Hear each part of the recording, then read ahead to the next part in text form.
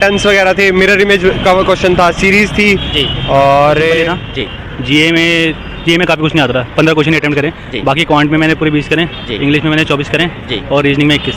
Total भैया कितना attempt कर पाए आज? 20, 24, 64 एक लगभग में 70 प्लस। बस थोड़ी सी ट्रिकी थी जी। रीजनिंग और बाकी सब इजी था। मैथ ज़्यादा कैलकुलेटिव नहीं थी, इजी थी। जी। इंग्लिश भी बहुत इजी थी। जीएस भी मतलब 12-13 क्वेश्चन 25 में सब मतलब तो बहुत आसान थी। रीजनिंग थोड़ा टाइम टेकिंग थी, इंग्लिश आसान थी और जीके थोड़ा अजीब था, मतलब ये अलग था। स्टैटिक पोर्शन ज़्यादा था। 98 अटेम्प्ट करा जी। 98 रीजनिंग के 2 क्वेश्चन नहीं करे जी। तो बाकी जीएस में मैंने 5-7 ऐसे ही मारे हैं, वो थोड़े से अप्रोक्स लेके या 2 ऑप्शन में डाउट था तो कर लिए जी। बाकी टोटल 98 क्वेश्चन करे हैं, रीजनिंग के नहीं करे 2। बढ़िया था लेवल। जीके थोड़ी सी अजीब है, बाकी मैथ्स इंग्लिश रीजनिंग आसान है जी। थोड़ा सा अगर बात करें, कुछ स्टूडेंटों का ये कहना था कि इस बार का जो पेपर है ये शिफ्ट का वो सबसे हाई पेपर था, कि ऐसा कुछ है?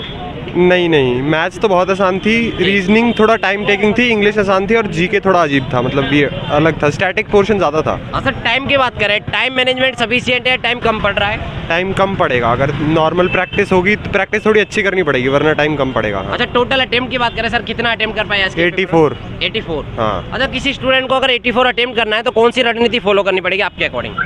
मैथ्स, रीजनिंग और इंग्लिश, इनमें 75 अटेम्प्ट कर लो जी।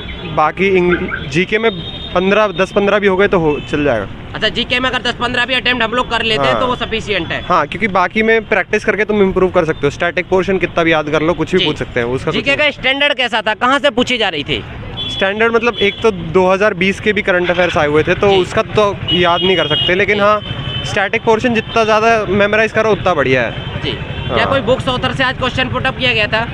इतना तो मैंने प्रैक्टिस नहीं किया बुक से जी। अगर सर मैथ की बात करें, थोड़ा मैथ आप डिफाइन कीजिएगा, कहाँ से क्वेश्चन आज पुट अप किए गए थे? मैथ्स सीआई के अच्छे क्वेश्चंस थे, एचसीएफ एलसीएम न्यूमेरिक मतलब एरिथमेटिक नॉर्मल था जी। जब जो एडवांस मैथ्स था उसमें थोड़ा टाइम लगने वाला था, कैलकुलेटिव था जी।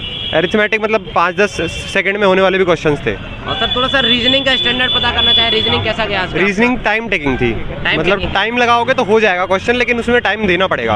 और थोड़ा सा सर बात करें, कैसे क्वेश्चन थे, कैसे डायरेक्शन हो जाता है? पैटर्न्स वगैरह थे, मिरर इमेज का क्वेश्चन था, सीरीज थी जी। और बस इतना ही याद है। आने वाले स्टूडेंटों के लिए सर क्या कहना चाहेंगे? थोड़ा सा आप अपना गाइडेंस बताइएगा जो आपको लगे उचित। इस अटेम्प्ट वाले तो हो ही गए, अब तो 2 ही शिफ्ट के पेपर बचे हैं। अगले वाले के लिए प्रैक्टिस करो। 3 मेन चीज़ें हैं, जीके पे तुम कुछ नहीं कर सकते जी। बाकी 3 पेपरों को इतना अच्छा कर लो कि उसकी ज़रूरत ही ना पड़े जीके की।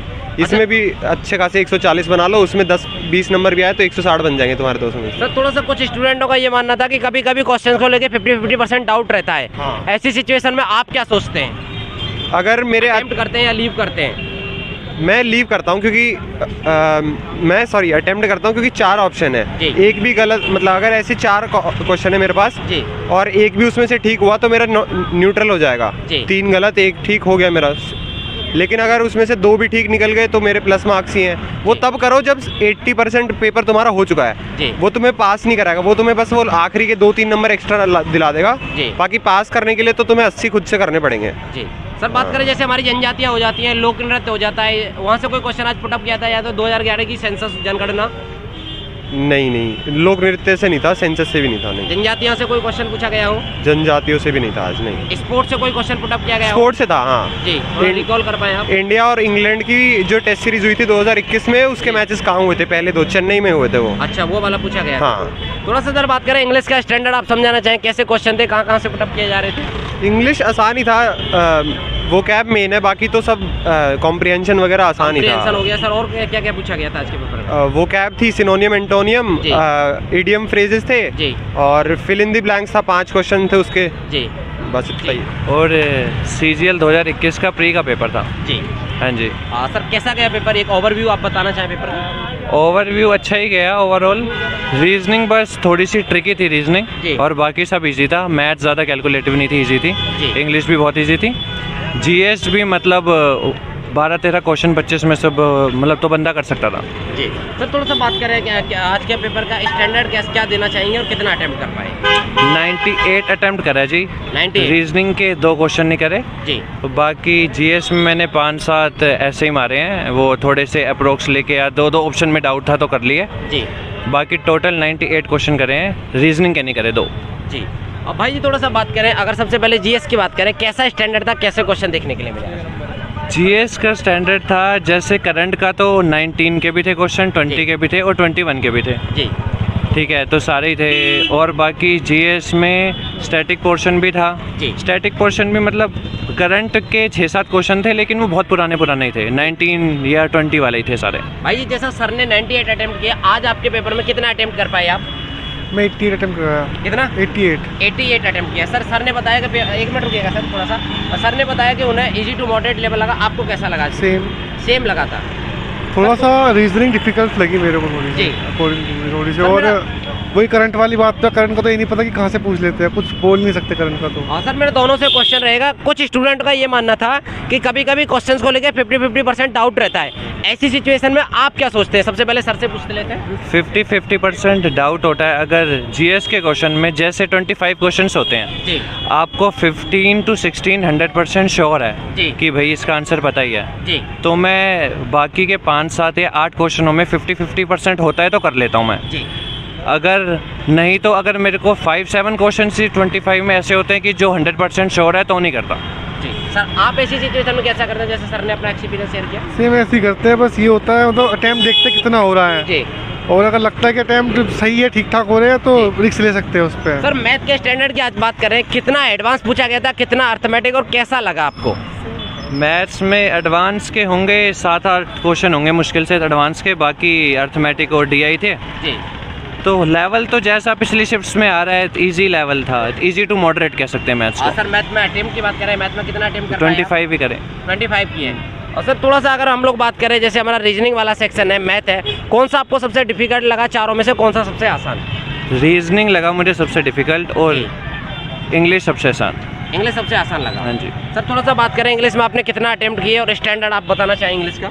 इंग्लिश में 25 ही करे हैं मैंने जी। स्टैंडर्ड इजी है, बहुत इजी है, आराम से कर सकते हैं स्कोर्स। 45+ तो सभी कर लेंगे स्कोर आराम से। और सर हम लोग बात करें जैसे आपको दोबारा से यही पेपर देने का मौका मिले हाँ। तो आप क्या इम्प्रूवमेंट करना चाहेंगे, वो थोड़ा सा आप बता दीजिए। मैं मैथ्स में थोड़ा कम टाइम देना चाहूँगा और उसका टाइम जो बचेगा रीजनिंग को दूंगा। वो टाइम आप रीजनिंग को देंगे? हाँ जी, हाँ जी। यानी कि आने वाले स्टूडेंट अपना माइंडसेट अच्छे से बना लें कि आप लोगों को टाइम मैनेज किस तरह से करना है। हाँ जी, हाँ जी, हाँ क्योंकि जी। सारा जो खेल है वो टाइम मैनेजमेंट का बिल्कुल। और सर थोड़ा सा बात करें जैसे हमारा लोक नृत्य हो जाते हैं, जनजातियाँ हो जाती हैं, 2011 की सेंसस हो गई है, वहाँ से कुछ क्वेश्चन पुटअप किए गए थे, आज नहीं किए गए थे? सेंसस के 1-2 क्वेश्चन थे और वो थोड़े डीप थे जी। और बाकी एक ट्राइब पूछा था, वो मतलब कौन से रिलीजन का है, बुद्धिस्ट है, जैनिज्म है, ये पूछा था। बस ये थे 3-4 स्टैटिक थे। और सर जैसे इंडियन पॉलिटी की बात करें, भारतीय राज्य व्यवस्था, वहाँ से आर्टिकल हो जाते हैं, अमेंडमेंट हो जाते हैं और भी बहुत सारे टॉपिक हैं, वहाँ से कैसे क्वेश्चंस थे?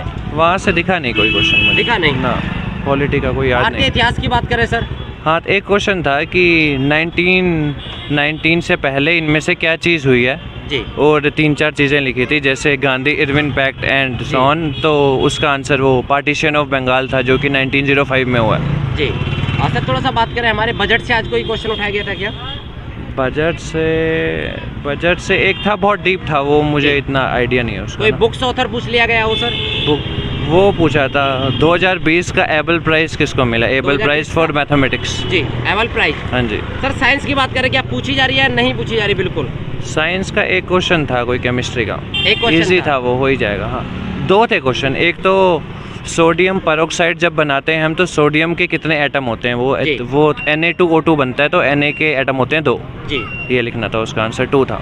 और सर थोड़ा सा बात करें हमारी इंडियन ज्योग्राफी वाला सेक्शन है, नदी, पर्वत, पहाड़, झरने, प्रायद्वीपीय है, वहाँ से कोई क्वेश्चन आज? ज्योग्राफी का भी नहीं दिखा खास मुझे, कोई नहीं। हाँ, मेनली ना 19, 20 और 21 के करंट अफेयर्स से तीनों के 2-2, 3-3 थे, कम से कम 8-9 थे करंट अफेयर्स जी।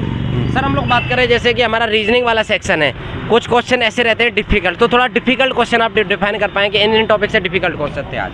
रीजनिंग के एक तो काफ़ी बड़ी सी ना पजल थी, सिटिंग अरेंजमेंट की पजल थी, बहुत ही बड़ी स्टेटमेंट थी वो, कम से कम भी 4-5 लाइन की स्टेटमेंट थी जी। तो उसका लेकिन सिर्फ एक ही क्वेश्चन था तो वो मैंने करा नहीं रीजनिंग का, उसमें 3-4 मिनट आराम से लगते अगर करता तो ना, टाइम नहीं था इतना, तो 2 रीजनिंग के नहीं करे।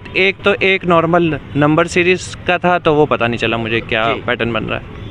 और सर स्टेटमेंट कंक्लूजन का कोई क्वेश्चन इजी थे, इजी थे, इजी थे, easy. Coding to coding, coding decoding भी इजी। ब्लड रिलेशन डायरेक्शन वहाँ से कोई क्वेश्चन फंसा था आज? ब्लड रिलेशन भी इजी था। डायरेक्शन का एक क्वेश्चन था, काफ़ी सारी स्टेटमेंट्स थी उसमें ना जी, तो वो थोड़ा सा बड़ा था, लेकिन हो जाता, वो 1.5-2 मिनट देते तो मतलब हो जाएगा। यानी थोड़ा टाइम टेकिंग है, रीजनिंग बाकी टाइम solve हो टेकिंग है, सकता हाँ टाइम टेकिंग सर, है। अपने मैथ्स तरफ में थोड़ा कम टाइम देके रीजनिंग को ज़्यादा टाइम दो तो अच्छा हो सकता है पेपर। भाई जी अंतिम क्वेश्चन है, आने वाले स्टूडेंटों के लिए आप अपनी तरफ से क्या गाइडेंस देना चाहेंगे? मैं यही गाइडेंस देना चाहूँगा कि जो मैथ्स में एक्स्ट्रा टाइम लेता है ना बच्चा कि 30 मिनट्स मैथ्स के लिए बजाय, मैथ्स मुश्किल से 15 to 20 मिनट्स की ही है, ज़्यादा कैलकुलेटिव सिर्फ 2-3 क्वेश्चन है, बाकी बिल्कुल नॉर्मल है जी।